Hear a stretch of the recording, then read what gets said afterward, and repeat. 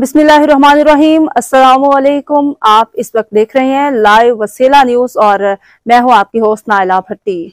तो आइए देखते हैं आज की ताज़ा इलाकाई खबरें।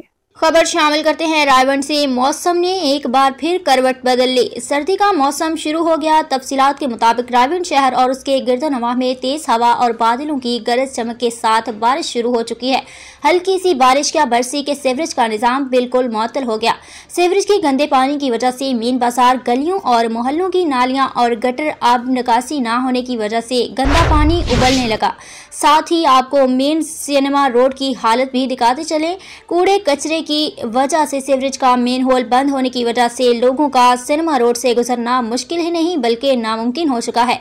अरशद कॉलोनी सिनेमा रोड की आवाम का एक ही मुतालबा है कि DCO Lahore, assistant commissioner Raigarh, इंतजामिया इस मसले को फिलफौर हल करवाएं। करप्ट और नाअहल अमला की इंक्वायरी की जाए और इनक्वार्टर ट्रांसफर करके कहीं और ड्यूटी लगाई जाए। ये साबिका अमला अपनी मनमानी पर ड्यूटी कर रहा है। पिछले कई सालों से देखते आ रहे हैं कि सीवरेज का निज़ाम बेहतर होने की बजाय तबाही की तरफ धकेला जा रहा है। आखिर कब तक ऐसा होता रहेगा? अगर इस मसले का कोई फौरी हल ना निकाला गया तो फिर जमहूरियत पाकिस्तान में हर आदमी को हक हासिल है पुरअमन एहतजाज करने का।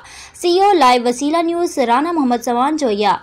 अब तक के लिए इतना ही। मज़ीद खबरों और मालूमात की अपडेट के लिए देखते रहिए लाइव वसीला न्यूज।